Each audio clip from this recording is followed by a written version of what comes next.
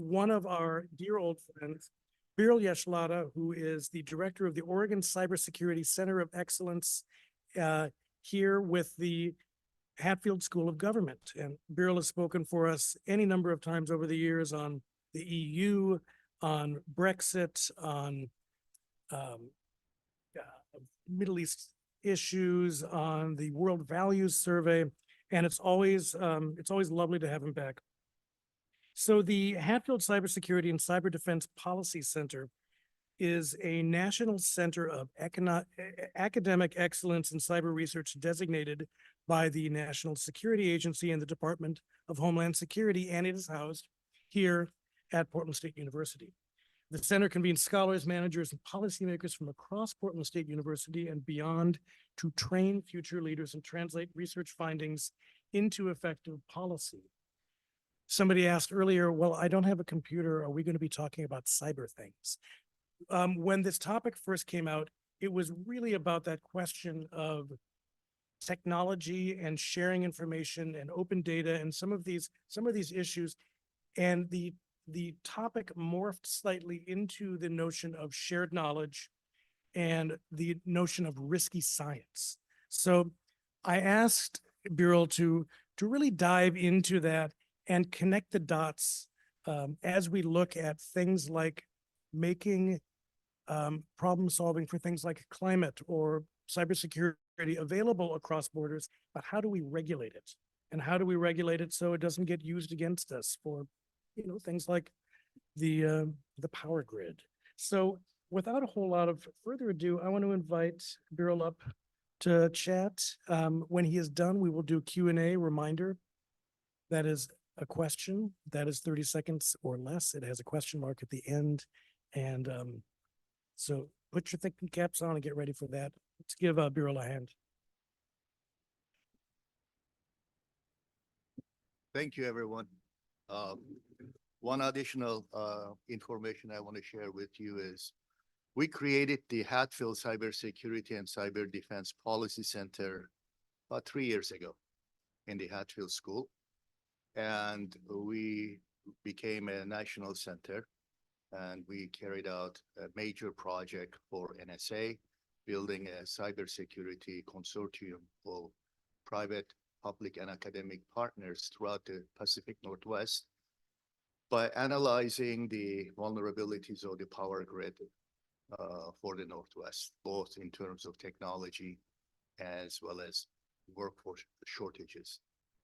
That project and our center led state of Oregon to revisit the idea of creating a cybersecurity center of excellence for the state.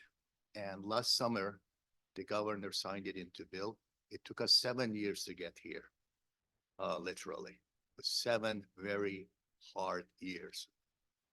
But we had over 45 endorsements from private and public sector, legal Oregon cities, association of counties, special districts, school district, you name it. It came through.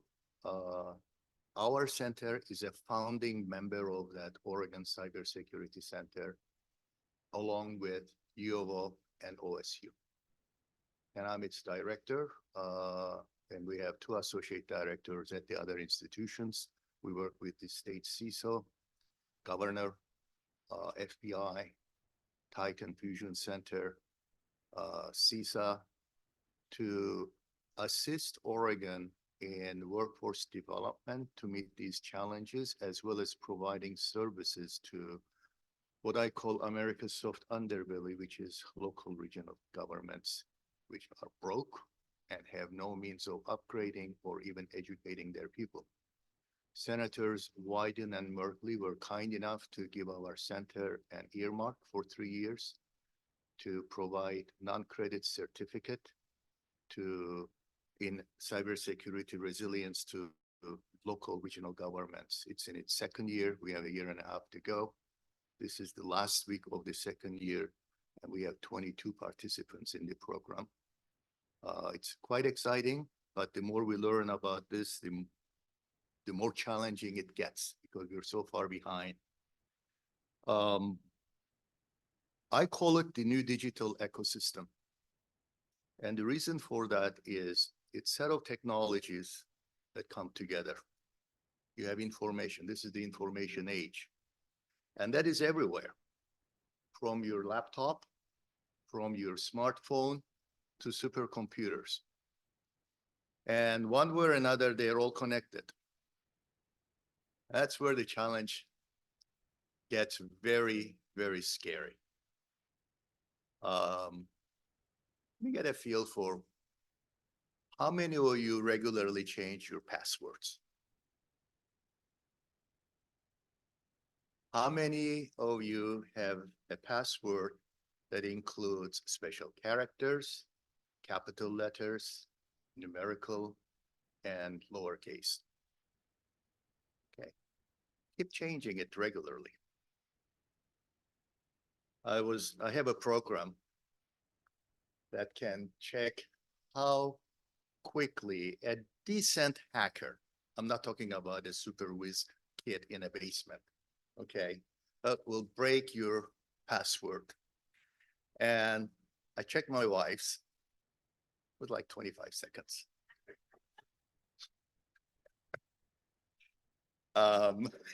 It's a risky technology. It's very risky. And if they get into your, if you got banking stuff, etc., passwords, and they can break in and just steal it from you. I hate to put it this way, but everything's out there. No matter what we try, DMV was hacked, 3.5 million databases stolen. So I'm out there, you're out there in the dark web. It's just we're not that important for them to go after. Then I checked my own password, which I change regularly. It was like 375 days to break it, but it's about this long. Okay, I can't remember it. I have to put it in a special key.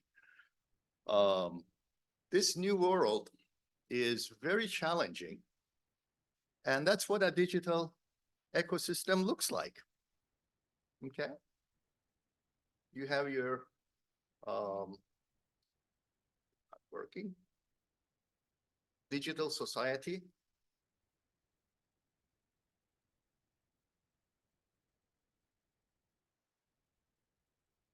Right here. Infrastructure.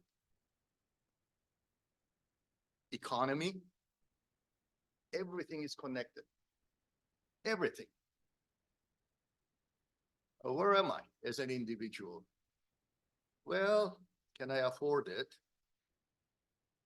How does it affect my devices? Security?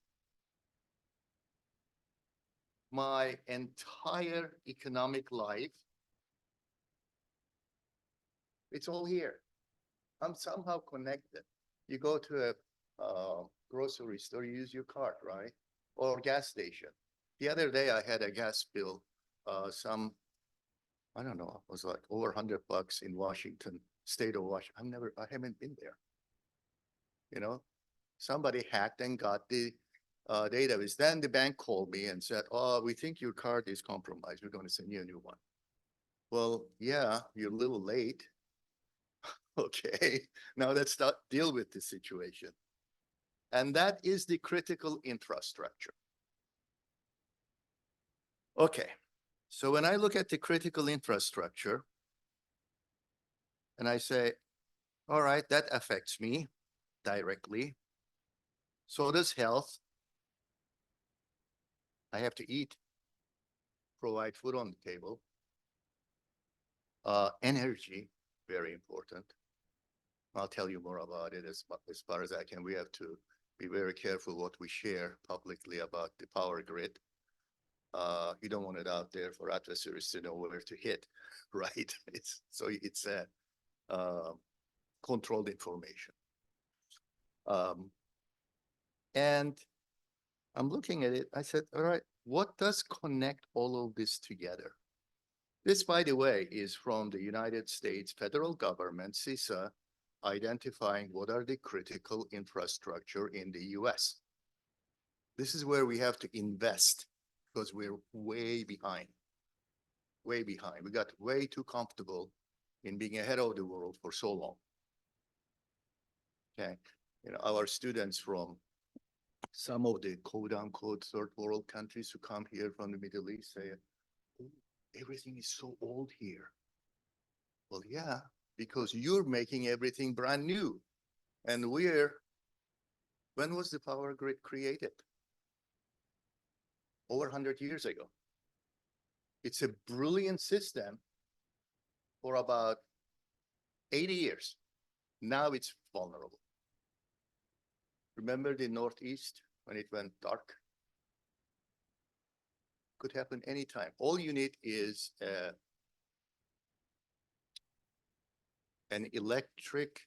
electromagnetic pulse to shut everything down. And if you shut that down, everything else shuts down. Are the adversaries capable of doing that? Yes, they are.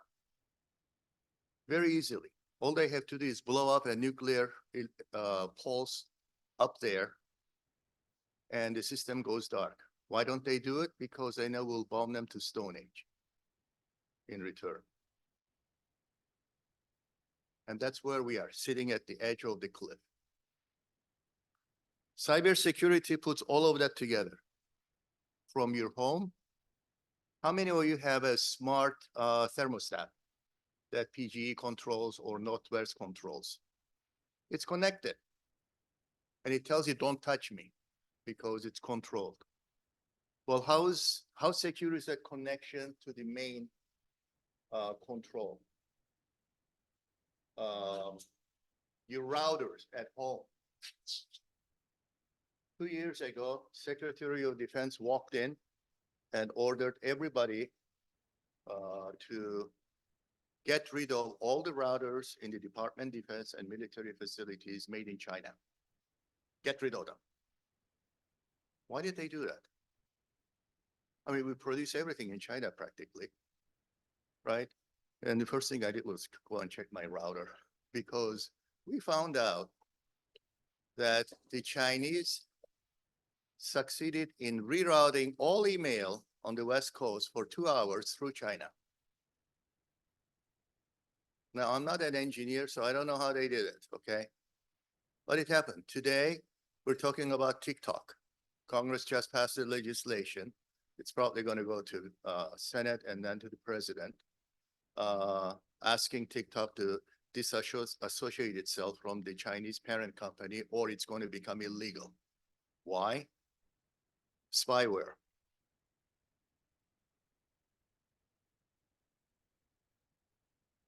All right. Environment, big issue. Well, this is what's happening in terms of CO2 levels. I'm afraid, part of my life is in science. I'm a neuroscientist as well.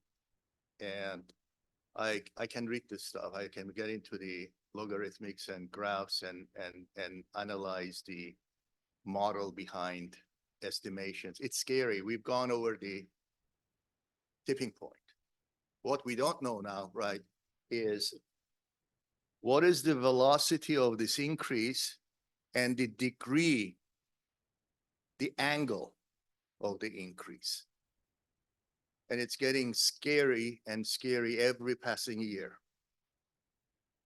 So global warming, and this brings me to AI as a quote unquote wonder solution for everything now. Everybody's interested. Everybody is interested in quantum security. Look it up. That's the new thing. Not cybersecurity, quantum security. And the most dangerous thing about all this new technology is, one, it is run by engineers who think that everything works like robots. And number two, you and I don't know much about it, and we think it's a solution to all. And worse, politicians are clueless about what to do with it. That's where policy challenges come in. This is how we present AI. Brave new world. Neutral. Nothing but good. Notice, what does this look like? Brain. So what does AI do? Replicate the brain. My specialization in neuroscience was brain. Do you know how much we understand brain as neuroscientists? Tops 25%. What is the big unknown in AI? And that's the environment. You know, everything's going to be green with AI. I'm going to get to the benefits and challenges in a second. I mean, look at the benefits. It's pretty good, right? Some of my students want to use AI to write reports. Well, good luck. You know, challenges. I did a test on what is it called? ChatGPT. Yeah. Write a report about myself. Okay. Oh my God. I had my PhD from University of Houston. I've never been there. Okay. Never been there. He had a whole bunch of stuff about me that just not, I don't know where they got it. Okay. It makes you lazy. I challenge all students today to throw away their handheld calculators and do a math problem. You know, we went to the moon using slide rules back in the 60s. I showed it to my students one time. They had no idea what it was. No idea. And the idea is that AI is really going to solve everything. It's going to control carbon emissions. It's going to control efficiency. It's going to give us a learning machine. But it requires a lot of power just to start. If you look at, well, it's another thing, you know, how do we use AI for other things? What is the number one challenge, threat in cybersecurity today? Does anybody know? You know about hacking, right? You just pray to God that nobody gets a hold of your credit card information. Or click on that darn thing that you're not supposed to click on, and they get it. My daughter did that when she was in college. It took us 6 months to clean it up.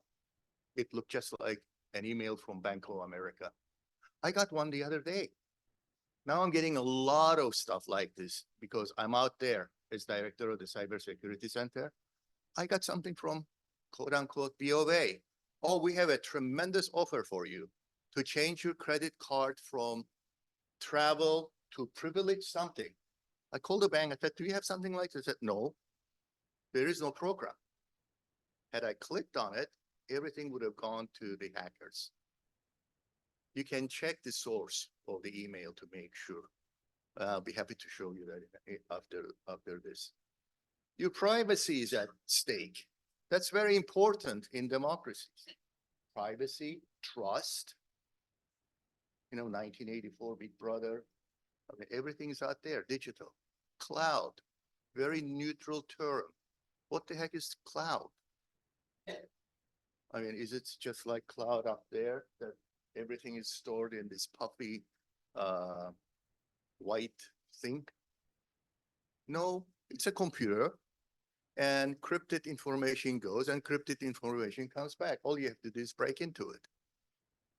It's not that hard. That's why you keep getting all these warnings every day from CISA about, oh, that system is vulnerable. Make sure you get the patch.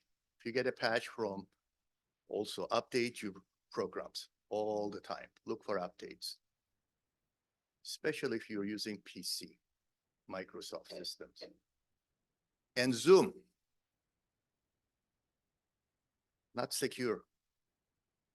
Who owns Zoom? Chinese. Do you know that we cannot use Zoom for government, for business? We have to use Microsoft Teams or something else. That's it. No Zoom. No Zoom whatsoever. So our center, all of our meetings, everything is on Microsoft Teams. Accountability, manipulation, all of that's out there. And algorithms, I'll get to algorithms in a second. They're supposed to help us. Well, algorithm is as good as what you put in it to calibrate it. That's another human decision. And if I challenge any engineer to replicate the mindset of a Russian or somebody from a Middle Eastern society in an AI here who has never known much about the society and culture over there. It's not going to work. This is very telling.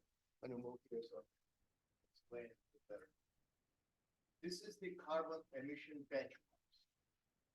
Air travel from New York to San Francisco, one passenger. 1 year of family life away. An average American car, lifetime of a car, AI, startup. You hear much about this out there in the media? No, not at all.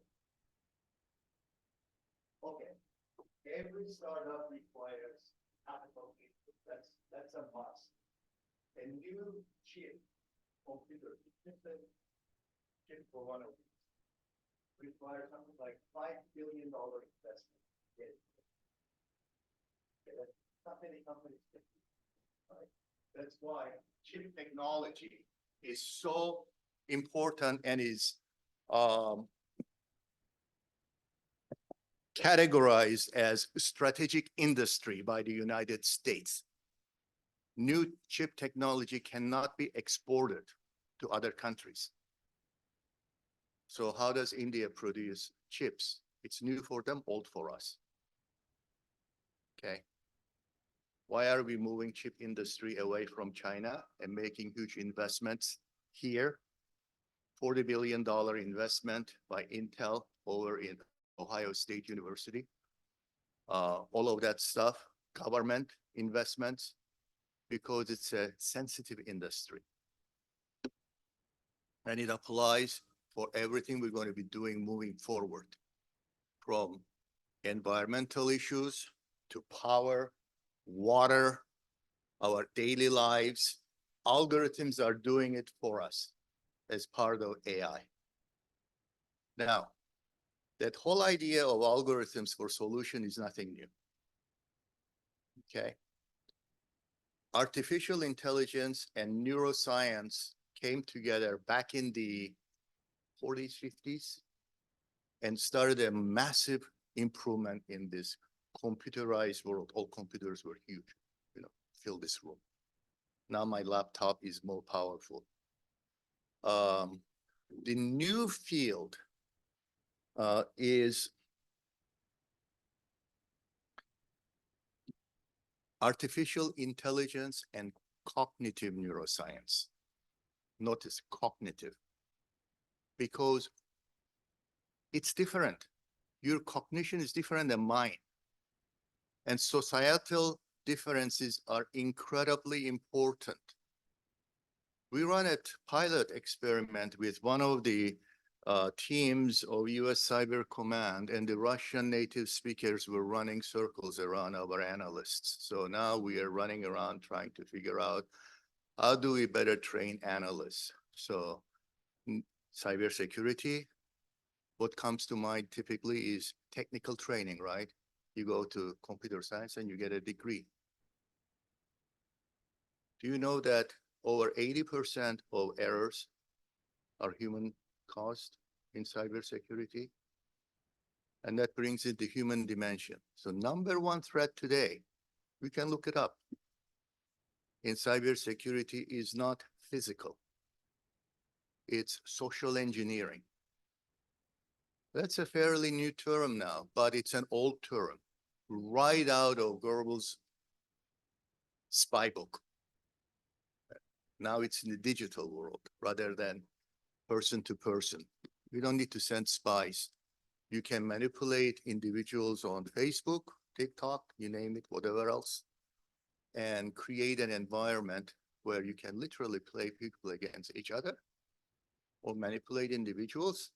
And in a democratic system like ours, that's very easy to do, because once the government comes over and says, hey, we want to regulate this, what is the first thing you say? Don't touch my privacy. So we have no laws, no public policy governing this. It's all voluntary recommendations. This is the smart grid. This is where we're moving. PSU is in the heart of this, by the way. We have a major grant from NSF led by Bob Bass in computer engineering to put together a coalition of private, public, and academic partners to work on the future smart grid. We come in providing the cybersecurity aspects of what it's going to look like. Smart cars, smart gadgets, new technology, marketable, wonderful, literally brave new world. But how secure is it going to be? And this is how you can apply to environment. Because if you mess this up, nothing's going to work.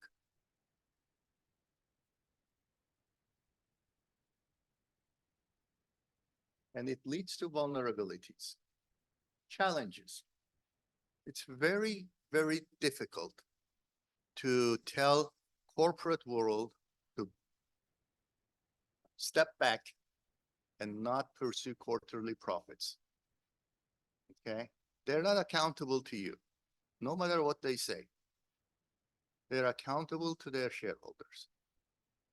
And every time I start talking about this in a setting with the private sector, and I start talking about lack of regulation and public policy, etc., except some voluntary guidelines, I hear, don't tell us more regulation. We don't want to hear it. Second thing is engineers, and I have plenty of them in my family, very successful ones. One of them designed the programmable chip on Mars rover, okay? He has like 200 patents. They all think that the complexities of human cognition's very simple. All you have to do is calibrate the AI appropriately, and it will learn. God help us if that adaptive learning system is calibrated wrong, or is copied from one setting where the calibration may be perfect for that society, and you put it somewhere foreign and expect it to work. There are examples of this going haywire, even within the United States, across regions. Ethical issues.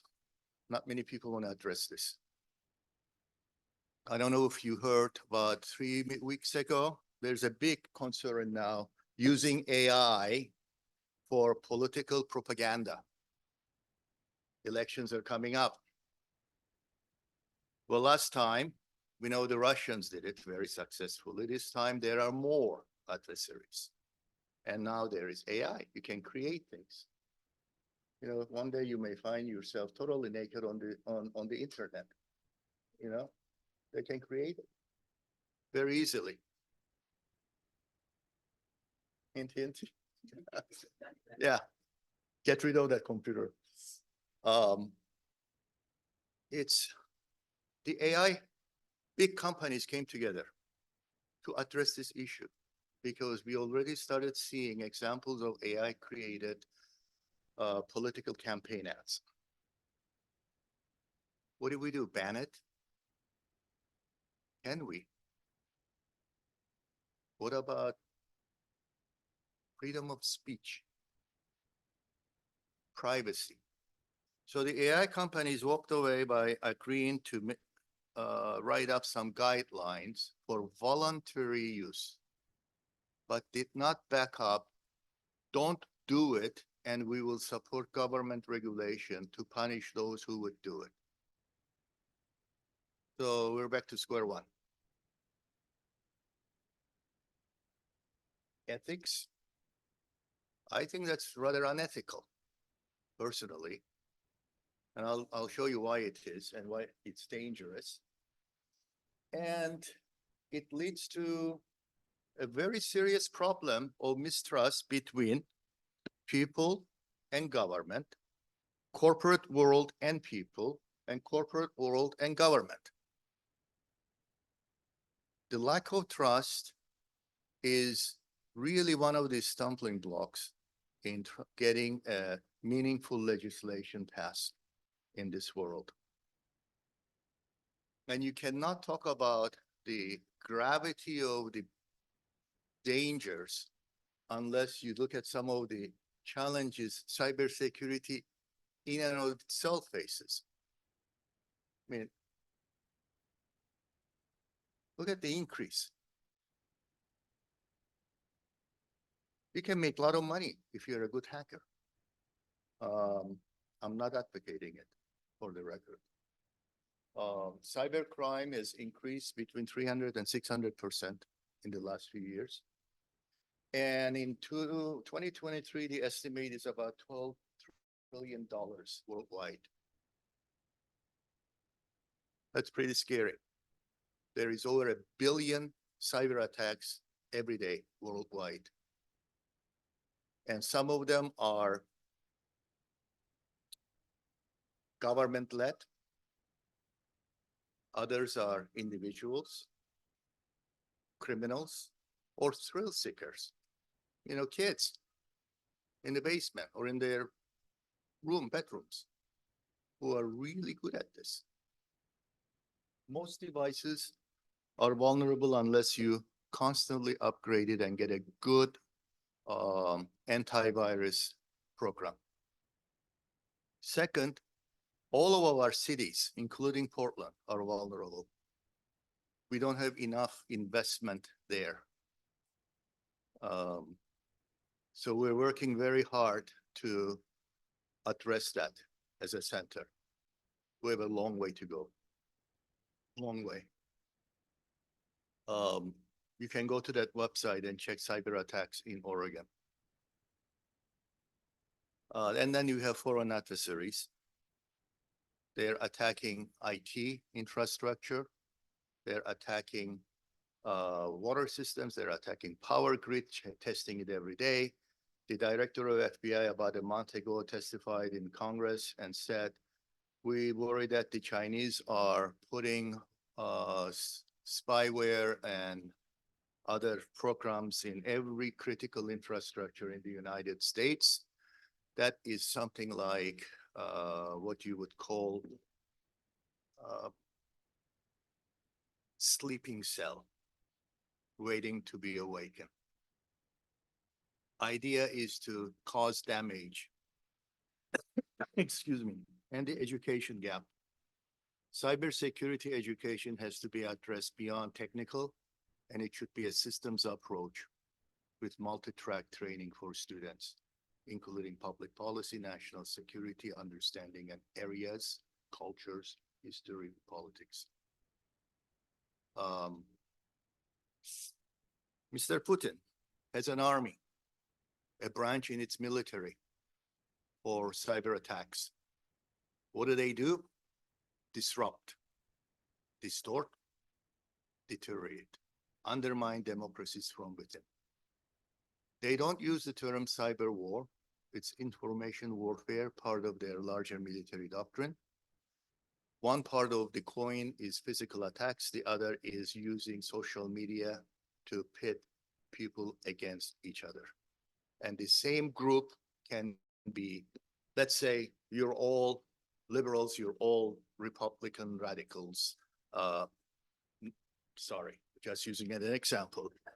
And I'm a Russian hack. And I come in, I'm at my computer, I start feeding you information, and I start feeding you information to get you to go against each other. And so I create an internal culture war.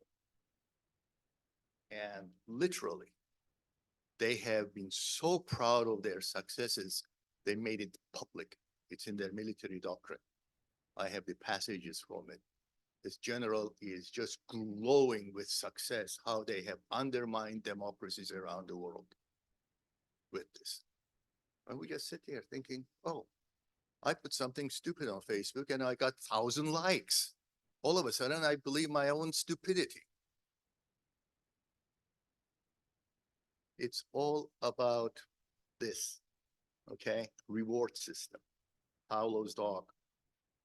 Unregulated science is very dangerous, very dangerous.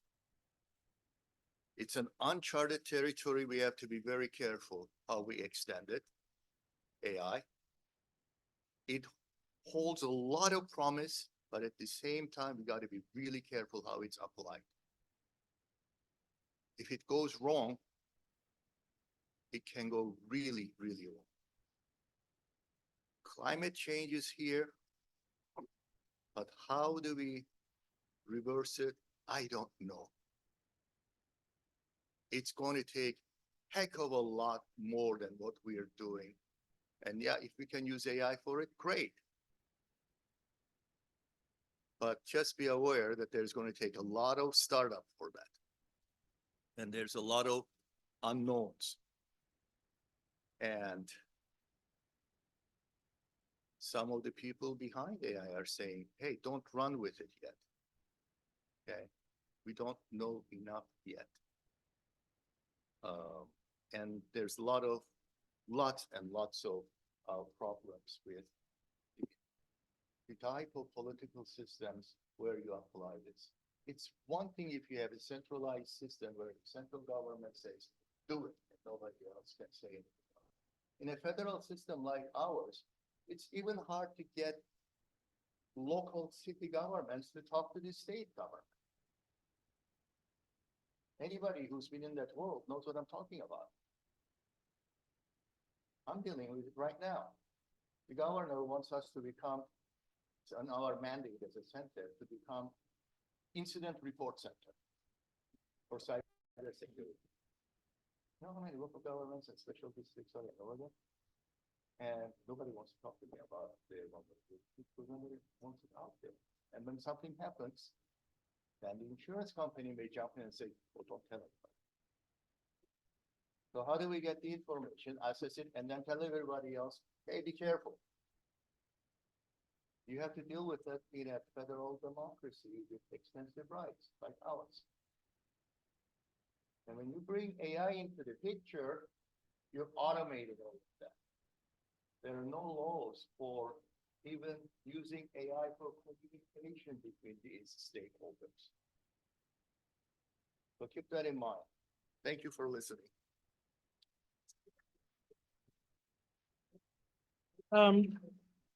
So Birol, if you can make sure you're at the mic to answer questions, that would be really helpful because the folks listening through the Chinese technology at home were having a hard time hearing you when you were off mic.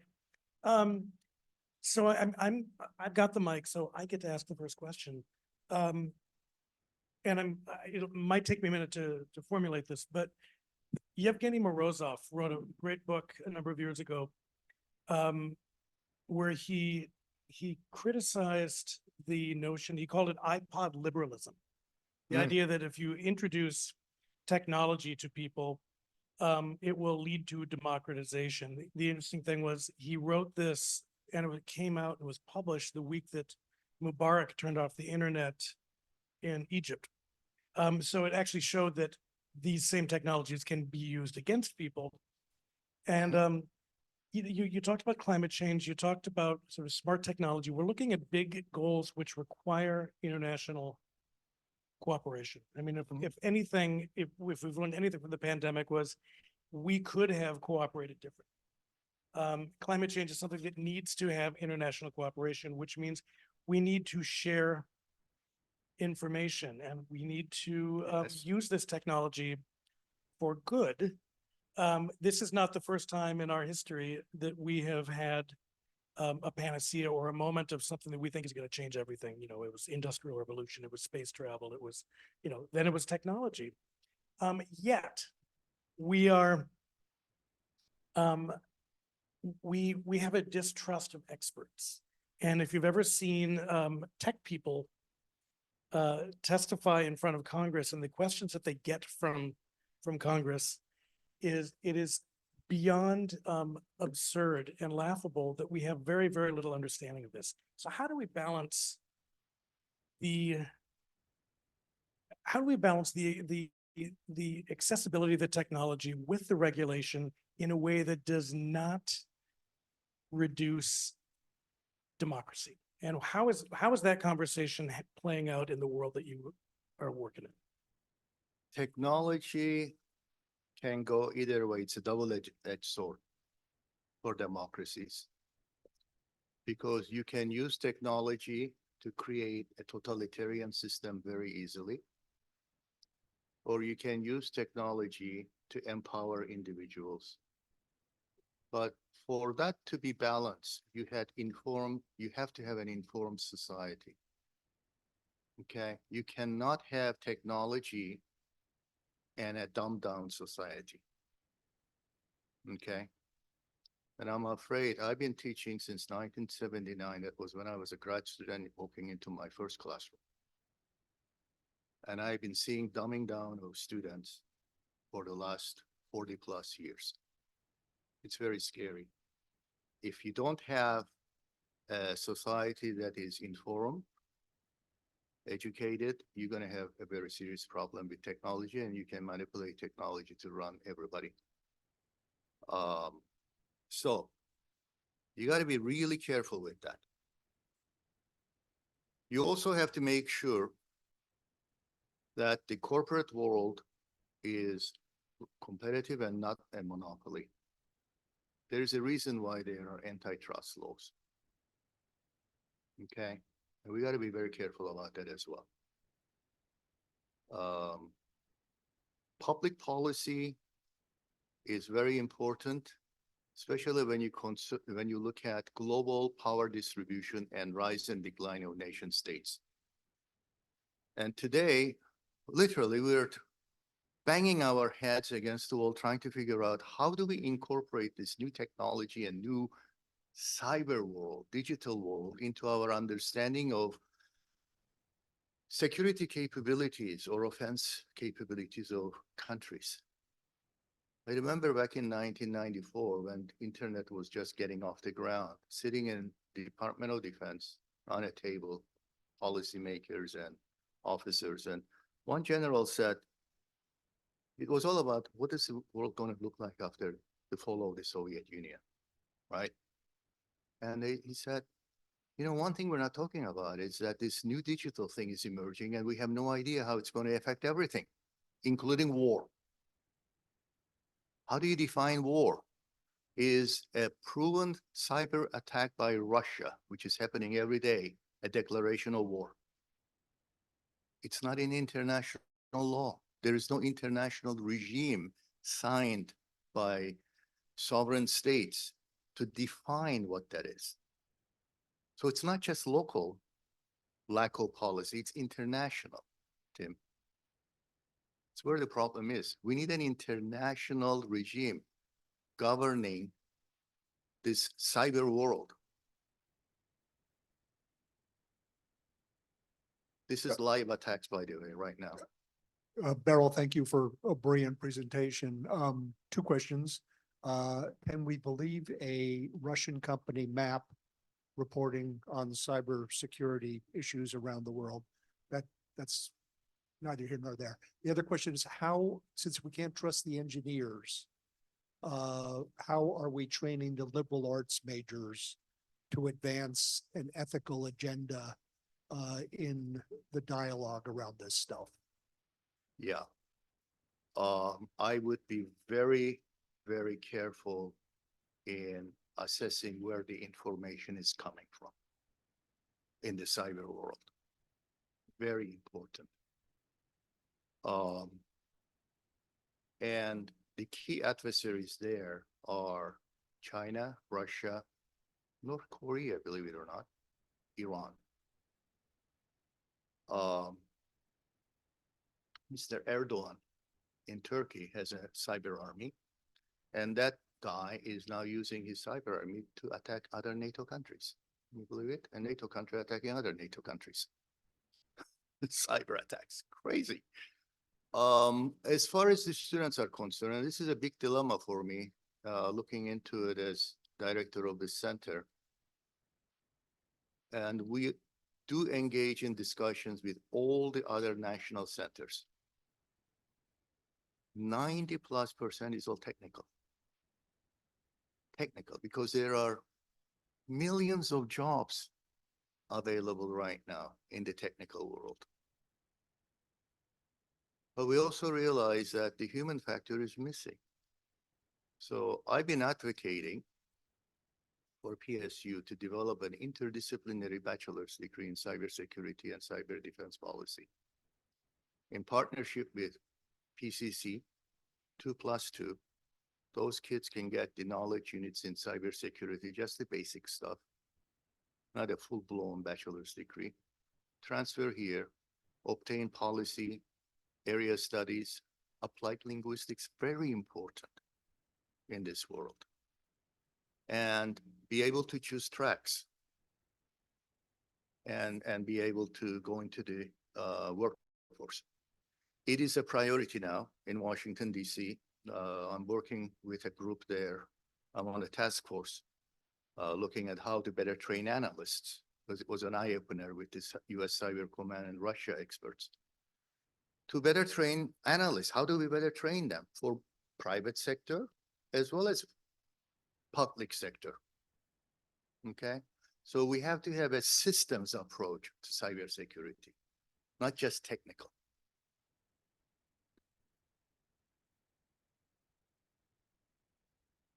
You mentioned the distrust between public sector and government